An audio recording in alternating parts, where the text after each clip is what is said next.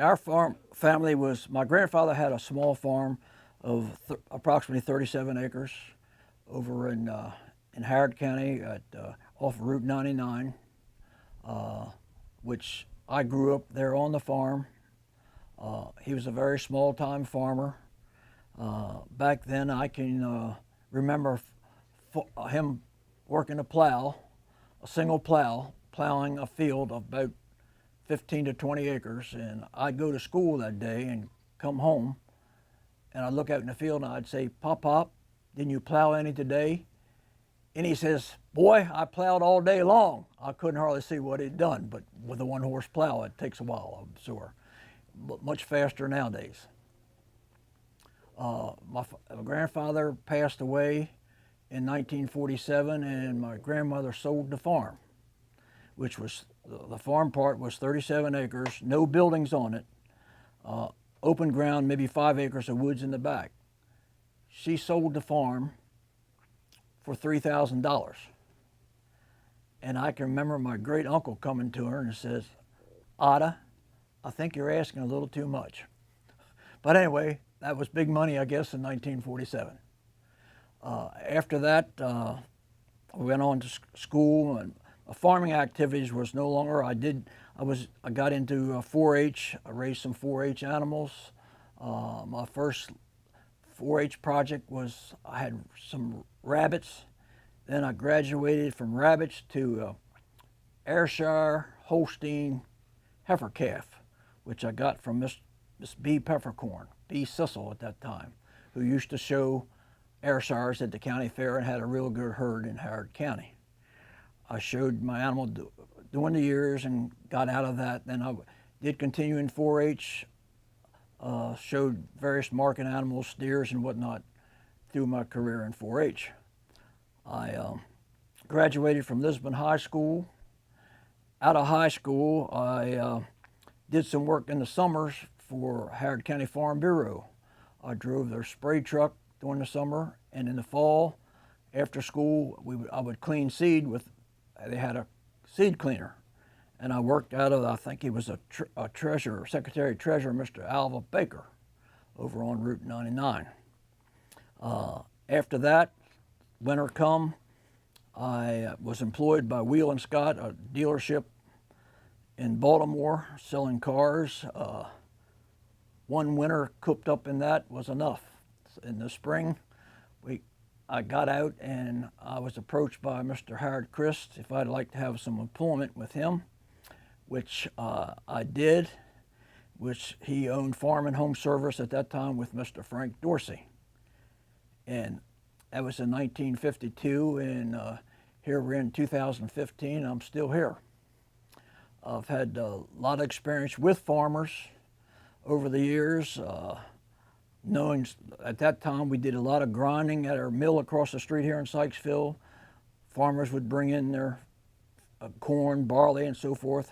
We would mix it with feed, with supplements, and make their feed for them. That was a big thing in those times because not too many farmers had their own grinder, and it was more economical to bring their grain to the mill and have it ground than to have a portable grinder of their own.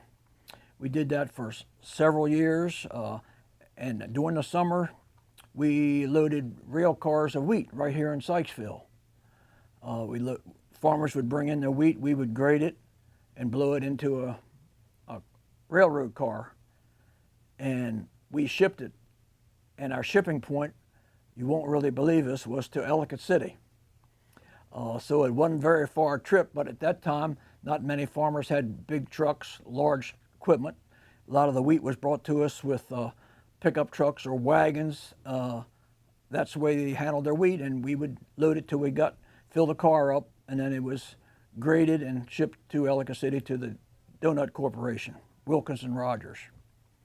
Other than that, then as the years went on, I bought into the business with Mr. Chris, and my wife worked with us.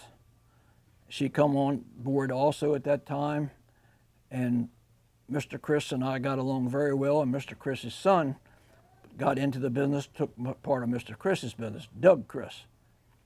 Doug was a very nice fella. I got along with the Chris's fine. Doug, unfortunately, had lost his life to cancer, and at that time, his wife did not want to have any, did not want the business. She had her own business, so we bought Doug's part of the business. So we own, our family now, or I own Farm and Home Service. Our whole family works here. My wife works with us. My son is general manager. My daughter's head bookkeeper and clerk. And I have two grandchildren. One just graduated from Virginia Tech. She's with us, Brittany. And my grandson, Jimmy, is with us also. So I guess you can say it is a family affair. We do now have 6 locations. At the time when I bought into the business, we had 2, was Farm and Home Sykesville and Ellicott City. My son has bought the property at Tawnytown. The Southern States decided they wanted to sell, and also the one at Brunswick. And we also have a Poolsville store, which we just leased the ground, and one at Germantown. So that's kind of the history of Farm and Home Service.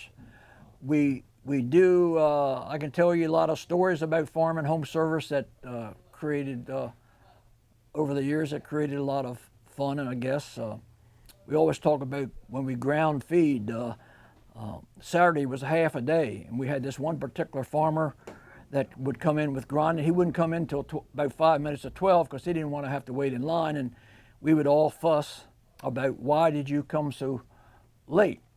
And so his name was Mr. Gist. So Mr. Gist come in one Saturday morning, winter morning. He had chains on his Studebaker pickup truck. He kept them on from about October till Labor Day, to April. But anyway, and so he's backing up to the pit, and the guy that runs the mill was Mr. Clarence Sipe. He hollered, "Ransom, bring your truck on back. We're in a hurry, we want to go home." So Mr. Gist rolled his cigarettes, rolled his own, and was leaned out of the truck, and Clarence just hollering, "Mr. Gist, please hurry up and back up." So Mr.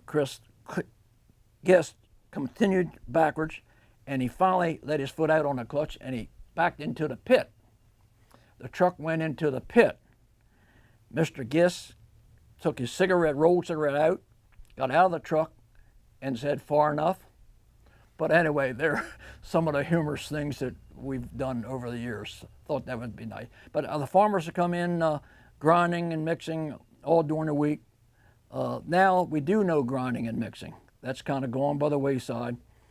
Our big business now is bag feed and bulk feed. We sell a lot of horse feed. We have a lot of horse feed customers. We still have some dairy customers, and we're thankful for all our customers. We kind of pride ourselves on service. We try to out-service the next guy.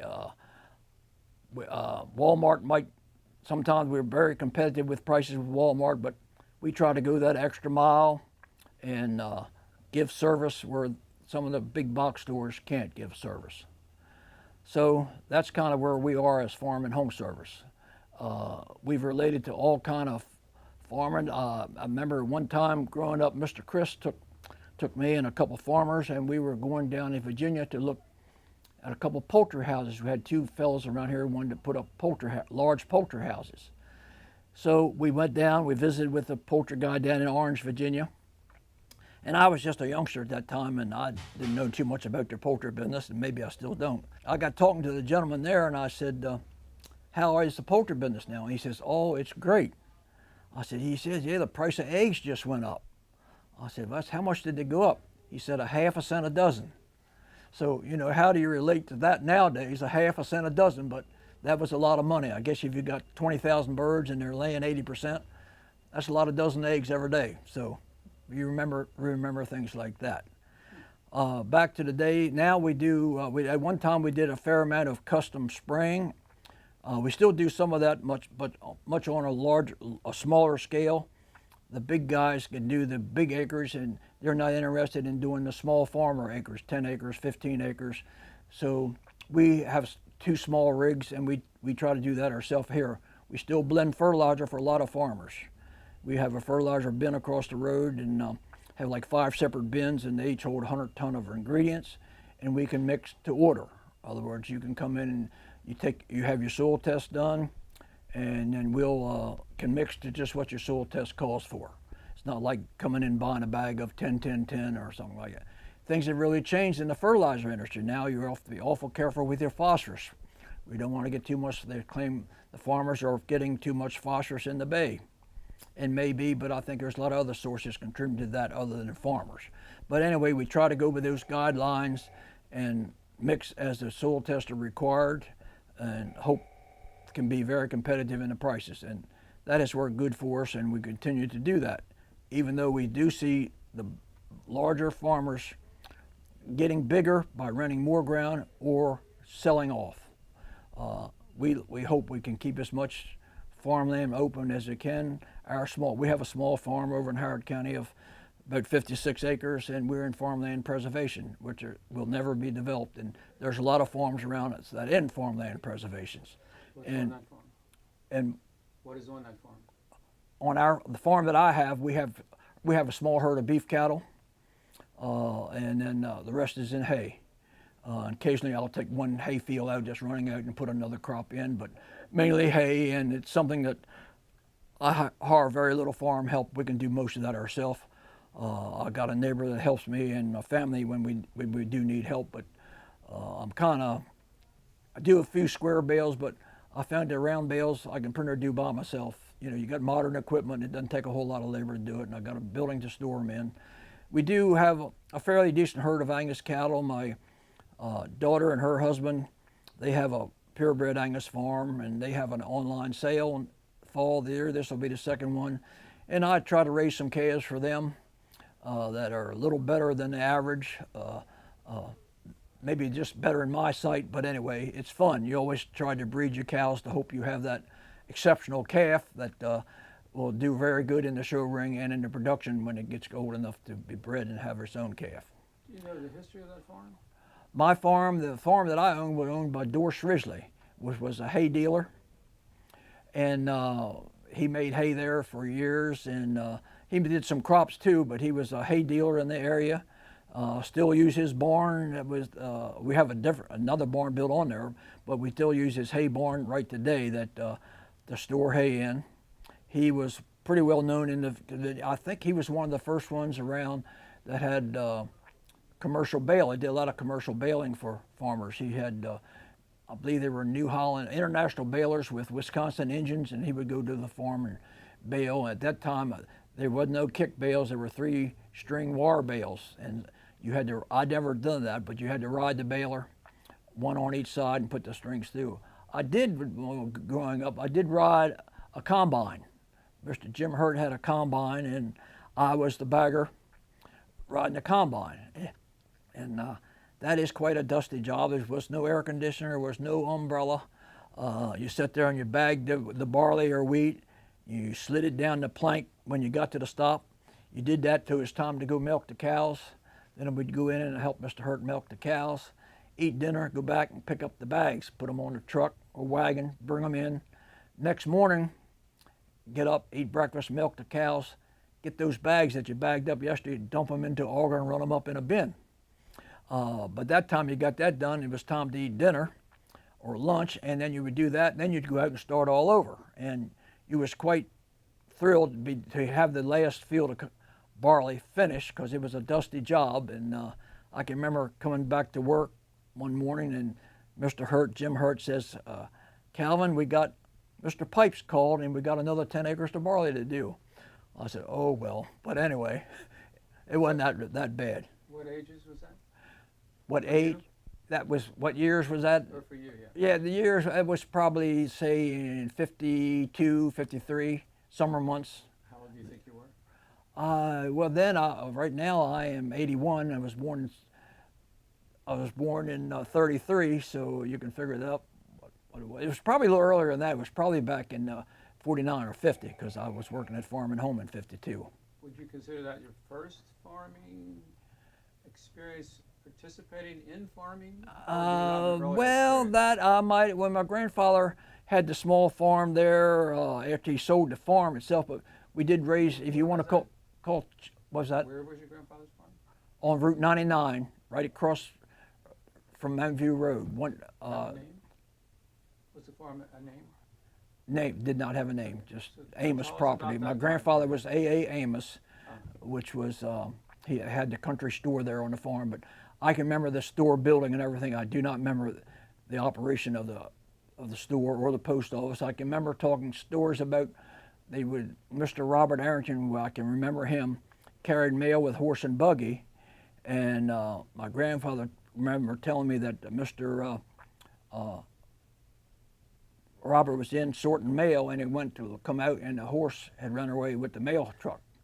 But, but anyway, little stories like that you've heard over the years. And you were a youngster then? I was a youngster then. Yep. And so where were you living? I was living right. The house that I was born in is still there, and we still own it. Tell us the address. That's right on it's 19. That's on not on Mineview Road. That's on Frederick Road, 1265, Frederick Road. Right, we're right across from St. James Church, nearly. I was born and raised there. That was, and then we bought the farm that joins that property behind us from Mr. Ridgely. So farming was all around your house? Farming was all around the house. So the first thing as a youth is you looked out and said, life is farming beyond my front door. Everything was farming. There was hardly, when you come down from Route 32 on 99 headed east, our house was the first house on the right. In 1958, George Slack, they owned the Slack farm, built a house on Route 99, and we built a house right beside it from an acre of ground that was given to me from my grandfather and grandmother. And both those houses are still there. We sold our house, I guess about 20 years ago, but it is still there. And like I say, our farm's in farmland preservation. The Zepp farm right across the road is in farmland preservation, so they'll never be developed. They'll always be farms. So let's go back to see if you can best remember when you were that young and you came out there, did you have any interest in farming then? I always had interest in farming with animals of some kind. We did have a flock of sheep at one time there on the farm. Like I say, we did have chickens. I had my Ayrshire heifer that I told you I had a 4-H project. I kept her, had her bred for a cow, and You were in the 4-H. I was in the 4-H. Where did you go to meet? We're with West Friendship 4-H. We met at various different places at the St. James Church, a couple of different places, and then we showed in. I haven't missed many showing in many Howard County fairs as I was a kid growing up. We've been You went very. with your dad? What was that? I'm sorry. You went with, how did your dad took you to the fair? No, I didn't. I usually go with a neighbor or something. Miss B. Peppercorn or B. Sissel was our 4-H leader, and she would arrange us to pick up our animals, have someone pick our animals up to take them to the fair. We went to various, the fair's been held a lot of different places. Now the Howard County Fair is quite big, which my son is president of at the present time. But we showed at Laurel Racetrack, Brindle's Manor Park, the Elk City School Grounds, I think back to Brindle's Manor again, numerous places over the years when the fair was small and getting started. How did you learn about animals? Was it through the 4-H or was there a particular person that was your mentor? Can you tell me about that? How did I learn about 4-H? And involve yourself in the program. Well, at that time there wasn't a whole lot of video games and that stuff to get interested in. So you come home from school and you had some sheep or some animals. You took care of them. You watched them grow. You sold their offspring, and everybody around did the same thing. Everybody had a few chickens, and you had your own eggs. It was just agriculture, I guess. Is what. There was there wasn't any close movie theaters or things like that. Sykesville was a big town over from us. I lived about 5 or 6 miles from Sykesville, and it was a big deal to get to the town of Sykesville. Or, How did you do that? Well, mostly somebody would be going. We would take a ride over, or as soon as I got my driver's permit, my father was selling cars at that time, and I did purchase a car, a 1946 Dodge, and I would use that, and I traded it in and to a 1948. I was moving up, but but anyway, we got around, had a lot of fun. Mr. Ridgely's the guy we bought the farm. We were real close to his children. I can remember Edwin and I. Edwin has passed away now, but Edwin was his youngest son, and we palled around a lot together. We would play during the day, but one of the chores we had was to, before Edwin could go out and play, we had to churn butter. So we were in the kitchen churning butter, and we couldn't wait till this butter to get ready. So, but anyway, Edwin says, "Hey, you churn a while." So we had this old wooden churn, and you're churning the butter. So I stopped. I thought we'd take a peek in and see whether we was done. Well, I did, and it wasn't done, but I didn't put the lid on correctly. So when I turned the turn over, all the cream ran out. And that time I heard Mr. Risley, and I told him, I think I hear my mother calling me, so I went home. But anyway. Did you, at that time, when you were that young, did you ever hear, when you were that young, any stories about life on the farm without electricity? Yes, we had electricity. When I first grew up, we always had electricity, but there were some farms around that did not have electricity at that time. But we were not affluent in it, but we were fortunate enough to have electricity. And I can remember when we did get our central heat. We used to heat from just we had a wood stove in the kitchen, and then we had an oil burner stove in the living room before we put a furnace in to do the heating. But then I can remember it was quite cool. I can remember going to bed, and you wouldn't be ashamed to take a brick pillow to put in the bed and keep your feet warm.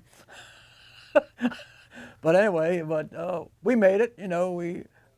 Tell me about the family then. What was your family composed of then? Well, my family was, my mother and father worked at Barsha Brothers, which was a paper mill down in Ilchester. They both worked there. My grandfather, like I say, he passed away in 1947. My grandmother still lived with us. She died, I think it was like I'm not really sure about the date. But anyway, and but they was had always a place for us. You know, it was a home. Home was home. And you had siblings? No, I was the only child. You were the spoiled child. I was a spoiled brat. But anyway. Can we quote you on that? Yeah, you can. It's fine. But anyway, but. So you really got a chance to learn from all those elders. I did. Essentially, it was you and the elders, correct? Right. When I did work during the winter and sometimes for Mr. Hurt, which I told you ride the combine for. Well, my wife and I was married. We were married in '53, and Mr. Hurt would take a couple of vacations every once in a while. So he milked about 25 or 30 cows, and he would just leave my wife and I. We stayed at their place, and we would milk the cows, do the chores. I'd be at work at farm and home at 7:30. Work all day, go home at 5 and milk the cows, you know, and I thought he did pretty good, but trusting us youngsters to take care of that, which we did. It was only for a short 10 days to 14 days, but it was, and then I can remember he had a field he wanted plowed, and I was so proud of myself. He had a little Massey Ferguson tractor. I got that field plowed like on the weekends when I wasn't working while he was on vacation, and I never know whether it suited him or not, but he made out it did. So I was farming in a big way, but I thought myself by then. Great. Do you have a question, John? You mentioned several times about how things had progressed, and you even mentioned about how you able to do the round balings for hay and stuff, a lot of times by yourself. What was some of your earliest memories of any farming activity, and how does that relate to how things have changed today? Yeah. Like I say, we sold our farm, or my grandfather sold the farm in '47, so we only had like 2.5 acres, so we had a few sheep or something there. But I can remember Mr. Hurt, we would pick up hay. I don't know what he called it, but you would have the hay windrowed, you'd pull it with this machine with a truck, and it would load the hay on the truck. Bulk, loose. You would mow it on the truck, and you pull that to the barn, and then you would stick a hay fork in it. And my job was up in the mow, and they would pull that up in the mow, hit the hay track, and trip it, and then my job was to scatter it out. So that was before the balers come around, before anybody had any balers or anything like that. That's the way hay was made at my time when we done that. And Mr. Risley, I can remember him doing the same thing. I don't remember this particularly, but I can remember my mother used to say she would go up and help Mr. Risley. Her job was to lead the horse to pull the hay up in the mow. You know, the hay fork was hooked onto a rope, and you had a horse that pulled this up and tripped it and went up to the mow. Well, I don't remember her doing that, but she always told me and that barn is still there, and the hay fork is still there in the track up top. But I can remember her telling me about that. But my experience was, well, you don't do that anymore, cultivating corn. I can remember from my cousin cultivating corn. Hardest job about that was staying awake, not to plow the corn out of the road. You get go off to the side. But other than that, and then of course my cousin, he did get a bulk tank in my years when I was 14 or 15. But when we first started, he had cans. We put milk cans out beside the road, and the milk truck would pick up the milk, and you'd come get the cans and bring them back in that evening. You got a chance to work on an old combine. Any early memories of how grain was harvested before the combines came around the neighborhood? No, I've got a cradle downstairs, and they tell me about how that was used, but I don't remember anybody using the cradle, right?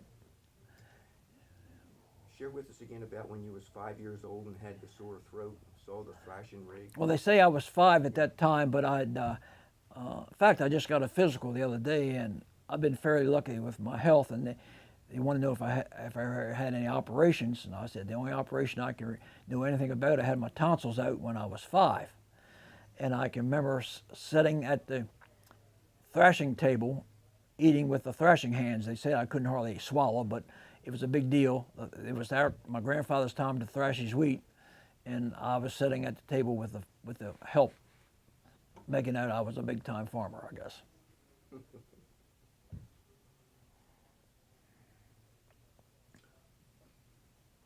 On the farm you grew up on, or any of the neighbor farms, what was their normal process of getting water? Well, our farmhouse there had a well. It had an electric pump, but it wasn't a modern pump. It was a kind of like a hand pump, but it was made mechanically. And there was a house right across the road that belonged to the Zepps. And the lady over there, two colored, a lady and a gentleman there, husband and wife, they did washing for people. They had no well. And they would come over and fill up milk cans and take over there to do their washing with. And if I would take it over for them in a 10-gallon milk can, I got a penny a can for toting the water across the road. And that wasn't a everyday deal, but when she did do some washing or something, they didn't have a well, so they had to get water somewhere, and we would furnish the water for them. Other household commodities, some you grew, maybe a garden, and then other things. Where did you buy the necessities of your kitchen, condiments, and you raised a lot in your own garden. Then freezer lockers were the thing at that time too. You would, if you slaughtered or bought an animal, you could take it to a freezer locker and store your meat there if you didn't have a freezer at home, if you only had a refrigerator. So you would do that. Local stores would be, store right down below us was Mr. Sissel's store. That was in Alpha. Then there was a store at West Friendship. You would probably remember that. That was, what was it, Albert and Thompson, I believe. that had that. My great uncle was part of that store, West Friendship, and Mr. Marcus's store was there on the corner. That's where the Greyhound buses used to stop. Of course, wasn't on Route 40 or 70 at that time. That was 144. So it was a big deal to go from my house by bicycle to West Friendship. Go down to Mr. Marcus's, and they at that time they made their own sodas. I want to say Sunkiss, but I don't remember the trade name exactly. But they bottled sodas there at Mr. Marcus's there on the corner. Then there was Sykesville, a little grocery store here in Sykesville. And then, a lot of farmers at that time, you would share vegetables. If you had abundance of potatoes, or you would buy them from your neighbor, or vice versa. Worked hand in hand. Your time when you were living with your parents in that first house you described, and your grandparents before they passed away, you were the single young Right. child in the house, and you yearned to talk to somebody your age. So how did you, because you're in such a natural farm community, how did you figure out how to work that out? Well, our neighbors were the Ridgeleys, so it was a big deal for the community to get together for activities. Like you would have a church activity or whatnot. Wintertime, it was a big deal to go sledding or sliding, whatever you call it. There was a small hill there that goes down towards Mr. Shipley's or down past that view school now, and we would if it'd be a nice snow and the road would really be packed with snow, we would all get out there and build a barn fire and slide, because there wasn't that much traffic on the road. And my uncle, Lee Day, was chairman of the Howard County Road Department. So if we were going sliding that night, we would call Uncle Lee and say, "Uncle Lee, don't send any snow plows over on 99," because we were going sliding that night. But you wouldn't dare get out on the road nowadays. But that was a big deal during the winter months. And the whole neighborhood would come. Everybody would bring their own sled, and then time you had phones, but the old phones was I can't remember, our number was F2612 or something. You would ring, and then if it was a long ring and 1-2, that was 12, whoever you were calling, and somebody would pick up the phone on the other end to answer you. But then during your conversation, you'd hear somebody else pick up, because everybody wants to hear what's going on in the neighborhood. Nosy neighbors. Huh? Well, I guess, boredom, no television, whatever, So you're. Let me see if John's got a question. You're good? Okay. So we're going to go. This is something that you probably know this, but can you list the kinds of equipment you can operate? Just off the top of your head. I don't want you to go crazy. that I can operate. Yeah. Or have, I should say, really have. Well, I can. I just got my CDLs for driving a tractor trailer. Again, Let's go I guess back that'd when be you the were last. young. You go back Well, when you were young. I have drove horses. I've never operated a combine. We never had a combine. I've operated numerous tractors, balers, rakes, titters, anything to do with the hay thing of it. No-till drill. We have a small no-till drill that I no-till grass seed with, I have done alfalfa and soybeans. I did soybeans with it one year, but it's just a small no-till drill. But I guess it doesn't operate too much difference than the bigger ones, other than more horsepower but so forth. But other than that, most any farm equipment, I guess I could tackle that. Somebody put me out in one of these great big combines. I guess I could learn to run it, but I've never had the opportunity and never had the need to. So much for that. We hear a lot, maybe today, about global warming and how the climate has changed. What's your memories as far as young days and up until current times with regards to climate? Weather, rain, snow, how were the winters, summers? I think it was colder back then. Uh, I don't really can't justify that entirely, but I often think that on our place there on the farm, one of the little sheds is an ice house, and they say the farmers used to go to the rivers and chop ice in the winter time, and they would put it in the ice house, and that would keep their vegetables and stuff for a long while. I can't remember around here that the rivers are froze even last year enough that you could take a truck or a team of horses and chop thick ice. So I'm thinking that I think the weather was colder at that time.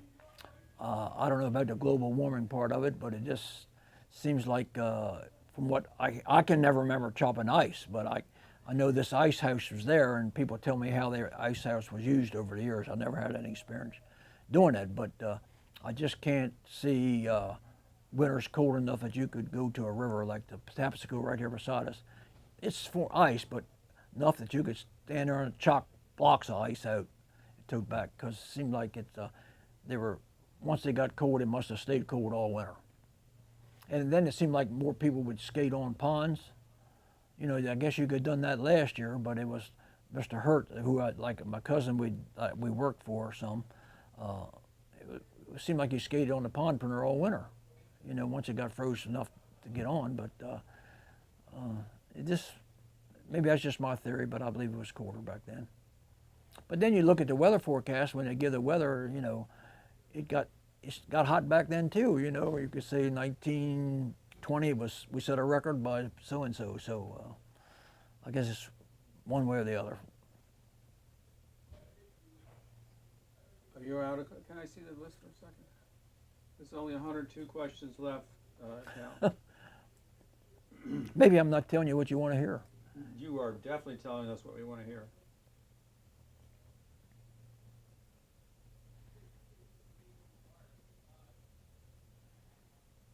So I think you even covered that, though, didn't you, about school, managing chores and going to school. You covered that, how you work with that. Oh my gosh, you did a lot of stuff there. He's done an excellent job. I'm telling you. Saved us the trouble of asking a lot of these questions. You just would go right from one. Well, I don't know. I hope it's what you want to What hear. I didn't discuss was, let's talk about an animal getting sick. Okay. I want to go back to your youth.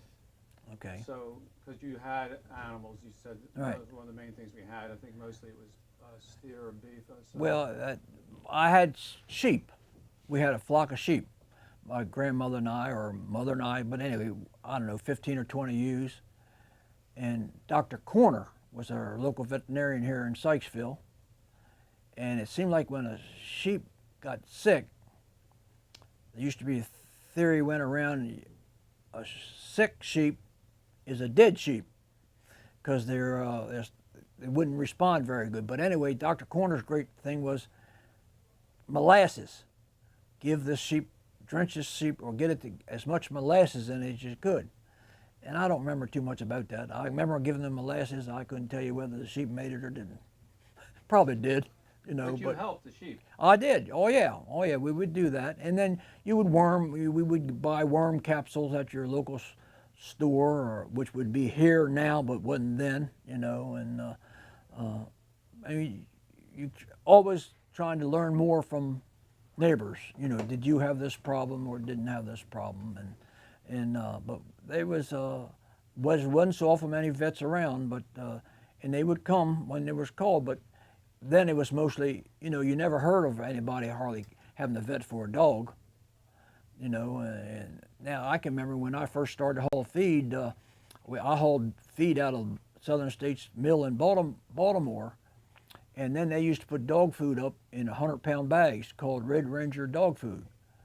Well, if you got a load of feed and you got one bag of dog food, when you get back to the store, who in the world bought a bag of dog food? Because everybody fed their dogs scraps off the table and whatnot, so it wouldn't.